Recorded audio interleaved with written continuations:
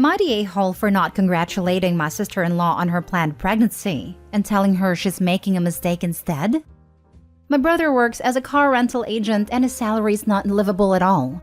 His wife is a stay-at-home mom for their 4-year-old, so he's the sole provider. And he's been receiving a fixed sum from both my mom and other sister to keep things afloat. I also helped a few times when I could. Some time ago, my sister-in-law told me she wanted another child because she didn't want their son to be an only child and asked me what I think. I advised her against it and told her to either wait till my brother gets promoted or till she gets a job. I told her it would be realistically impossible to provide for another child when you're barely coasting by, and that she was still young, 27-year-old. I also told my brother the same thing. About 3 weeks ago, my brother calls me all happy and tells me his wife is pregnant. I told him, great, I wish her good luck, and soon hang up. I never called sister-in-law to congratulate her, nor went over to their place for the baby shower. Just told them I was busy. Yesterday, we had dinner at our parents' house and I inevitably met my sister-in-law. She told me, I'm pregnant, with an excited tone. I told her, yeah, I know, that's great, I wish her good luck. She then said, so that's it? I asked her what she meant and she said, aren't you happy for us? I told her my feelings are irrelevant here and their decision is up to them. She told me of course they matter and begged me to please honestly tell her what I think. So, I told her I frankly think you're making a mistake, and this innocent child is going to suffer the consequences of your selfishness. You are not ready to care for another little life when you can't even pay your bills. How long do you think my mom and sister are gonna support you? She interrupted me and said, what the hell? That's none of your freaking business. I only asked you out of politeness, but you really didn't hold back at all. I told her, you're the one who told me to be honest. She said, I told you to be honest with me, not be a douche. She then called me an a-hole and went off to complain to my brother. I didn't want to entangle with them and just grabbed my purse and left. Sometime later, my mom calls me fuming and tells me I had no right to make any comment whatsoever. She said I should have congratulated them properly and left it at that. That, even if she was the one who asked for my opinion, I should have known better than to hurt her with those words. I also think my words might have been pretty hurtful and I went too far. Am I the a-hole? Now for the top comments. This might be unpopular later, but not the a-hole. Maybe you should have been kinder or phrased it better. I don't know, because I don't know what you said, but she shouldn't be sheltered from the truth when she literally asked for it. We can go through life expecting family to cater to our feelings, but then their advice and opinions really mean nothing. Who wants to surround themselves with yes men saying whatever they want to hear? Personally, I value my dad's opinion more than others because I know he will be honest and call me out. She asked for your opinion? Got mad when you gave it. Full stop. You are not the a-hole. Not only ask, but had previously heard OP's opinion/advice, then sought OP out and pressed the issue, as if to get validation for herself. What was she expecting here? Not the a-hole. You would have been if you had mentioned it when you first got a call giving you the news. But you didn't until she cornered you and told you to be honest. So you were. That's what I found interesting too. That she already knew OP's opinion, yet pushed her to give it again. It's like she either wanted to start drama or she was delusional in hoping that OP had changed her mind, even though none of their circumstances had changed. Not the a-hole. I never understand people who does not have enough money even for one person, and then they marry and make 2+ kids and they have no money. Some people lose their rational thinking capability when the topic comes to kids. If you cannot live with one wage with 3 people and you get support from the family, you cannot live with 4 people.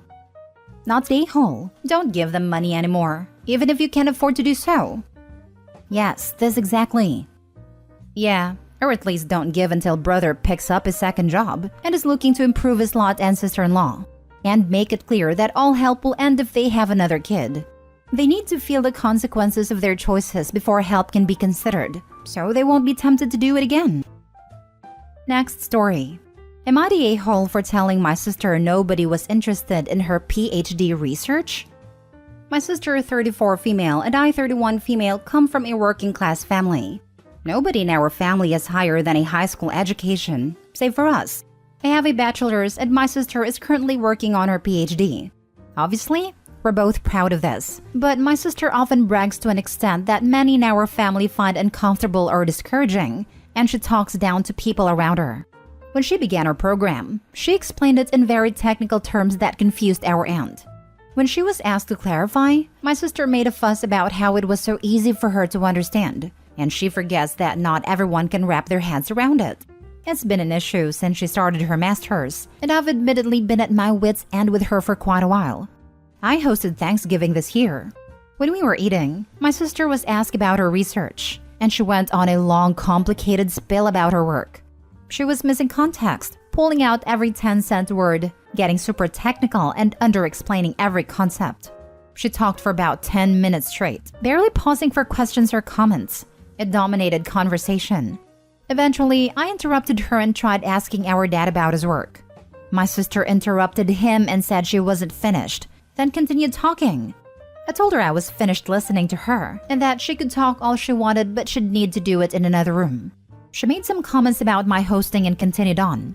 I stopped her again and told her that nobody was interested and she needed to be quiet, which she did. It was, admittedly, extremely awkward and quiet, and my husband decided to just plow on and make conversation with an aunt of mine. After that, conversation carried on as usual with my sister being very, very quiet. Afterwards, our parents scolded me for being rude but said my sister was being over the top.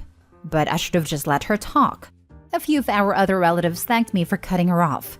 Her fiancé called me yesterday morning and said I embarrassed my sister and made her feel ashamed. He implied I was jealous of her success and asked me to formally apologize to her. I said I'd apologize to her, but I wouldn't mean it, and he hung up on me.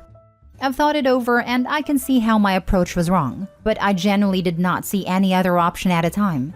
Always willing to learn though, and seeking a new perspective. Am I the a-hole for telling my sister nobody was interested in her PhD research? Everyone sucks here. Your sister needs to know how to explain her doctoral work to a lay audience, if she has any hope of passing her dissertation committee. She also needs to learn how to craft an elevator sentence. She also needs to learn how to take a hint gracefully. You, on the other hand, need to stop being jealous of her success. Conscious of it or not, jealousy and resentment oozes out of this entire post. Regardless of how long she droned on and how rude it was for her to stop you from talking with your dad, the general core of this post isn't really centered on that, but your overall worldview on her academic career. Also, I hope the sister continued to brag about her PhD research, so other girls know that they can also get a PhD. Females should not be shy about their achievements. My problem is that she has never been this supportive of my achievements. She tells me constantly we aren't on the same level, and assures me it's okay, but makes backhanded remarks about my intelligence and level of education. I think it's great she's getting a PhD and I'm glad she's proud of it, but that pride doesn't need to be at everyone else's expense in my opinion. Then you need to correct her. She's your sister. Should be easy to say. What you just said is insulting and hurts my feelings. Please learn to be more tactful. I'm an especially frank person. My sister dyed her hair red one time and asked me how it looks. And I said I don't like the red, and it makes her look like the Wendy's girl. And she responded with, I am looking for compliments, and not criticism to make me feel bad. Now I know to lie and say, it's not bad, if I hate it. Next story. Am I the a-hole for calling every morning? My son is a 20-month-old toddler. My wife is a stay-at-home mom. I work 6 days a week and I'm usually gone for 12 hours a day. I always check in on my son remotely via our nursery cam app, and is always awake in the morning around 8. He has a great sleep routine. Our wind-down time starts at the same time every evening. We clean up toys, read a book. When I lay him down, he's still awake. He falls asleep on his own and sleeps all night for at least 12 hours. It's usually after 9 before I have a chance to check the camera. This morning, when I checked, it was 9:12 and some mornings are closer to 10. Every time I look though, he's always in the dark and standing in his crib just waiting. When I see this, I immediately turn on the brightest night light the camera has and speak to him through the camera app. I always tell him good morning and I love him, and he usually laughs and says Dada. Then, I leave the app, call my wife to wake her up. I usually have to call 3 to 4 times, and when she finally answers, it's obvious that she just woke up. And only because I called. I tell her that our son is awake waiting for her and that she needs to get up to start their day. This morning while on the phone, I asked her if she was going to get him after using the bathroom, and she said no. She was going to the kitchen to prepare their breakfast and then she'd get him. I asked her to get him after the bathroom so he could go to the kitchen with her, and she flipped out. She told me it angers her that I call every morning to tell her how to be a mom and that she has a routine. I retorted with, well, your routine sucks because he's been awake for an hour and you'd still be asleep if I hadn't called. It just bothers me that he has to wait so long. He needs a diaper change. He's probably thirsty, hungry, and just wants to play. Am I wrong though? Do I need to stop?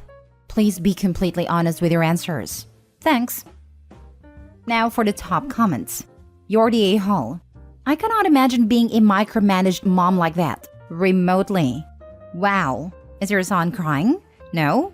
Then it's fine. If he's uncomfortable, he will call for his mom. The kid is not going to cry if it's been normalized that he needs to wait in his crib for 1 to 2 hours.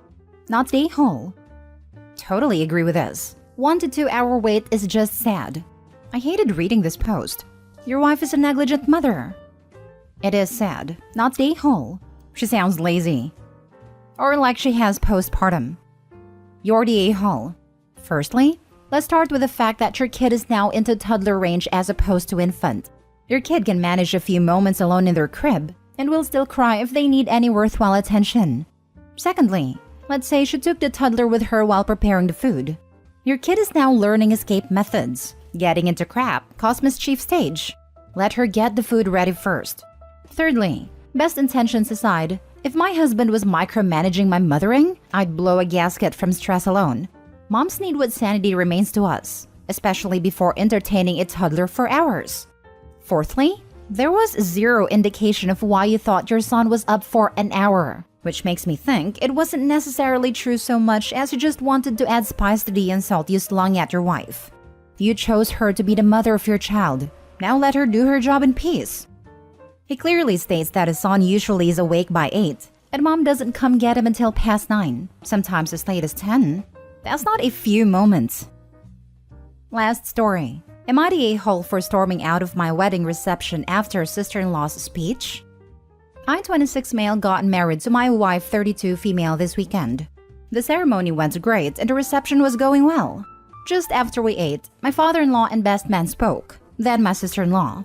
All was going smoothly until she brought up an awful time in my life. A little background. During COVID, I lost most of my savings on the business I had unluckily opened in October of 2019. I was also dealing with bad gastrointestinal problems and horrible IBS. I felt horrible, like I had no hope, and getting my life back in order would take forever. Friends who had been a part of my business left due to the failure, and others due to the medical problems. My fiancé was the only one who supported me and gave me hope. She helped me rebuild my self-esteem and eventually my business, and I cannot thank her enough.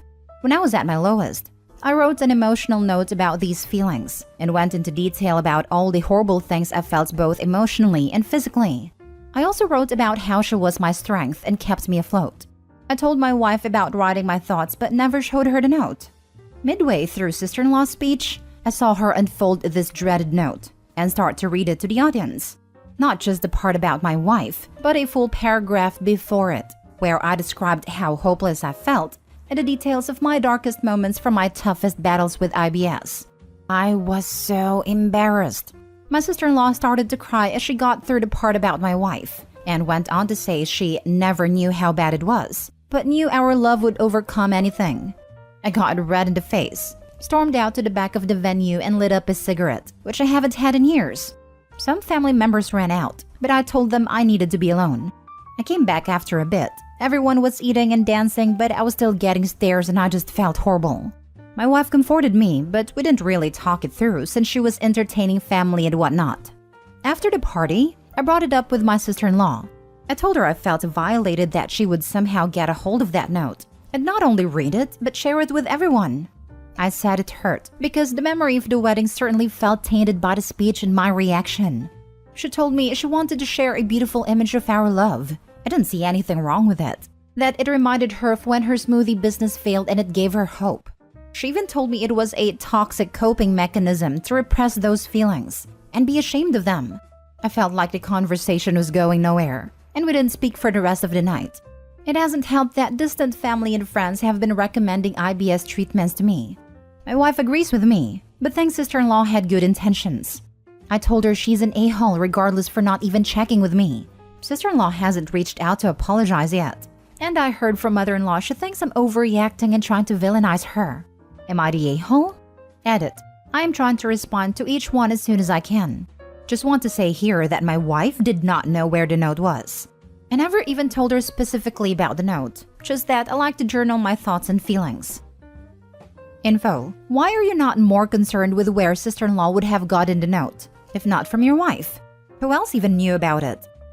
This. Sounds like the wife was in on it, which is why she's going on about sister-in-law's good intentions. Sorry about the late response. I replied to another comment earlier, but it may have moved to the bottom. My wife did not know the note existed, only that I journaled my thoughts during those dark times. I do have a theory though. Too much info warning. My IBS usually fluctuated a lot. During the times of constipation, I found that nicotine and coffee made me go. Weird, I know, but whatever works. As I tried to quit cigarettes, I started smoking more THC hemp/weed. We live in a legal state, with some tobacco mixed in to help with bowel movement. I used to journal when I smoked, and usually kept my notes in my little weed bag. I had a sneaking suspicion sister-in-law's a smoker too, and maybe she found a bag. I haven't touched the bag since I got a new e-cigarette electronic THC pen last year, so I wouldn't have noticed anything missing. I'm sure the note could have fallen out too since we reorganized our house this summer, and a lot of things got mixed up. Just a theory. Okay, so not only did your sister-in-law publicly humiliate you at your own wedding, but it's very likely she roots through your private possessions and straight up just steals things from you? There's a lot of boundaries being violated here. She clearly doesn't respect you, your privacy, your property, or your consent. She's unquestionably in the wrong, and you probably shouldn't let her in your house or have access to anything else you own.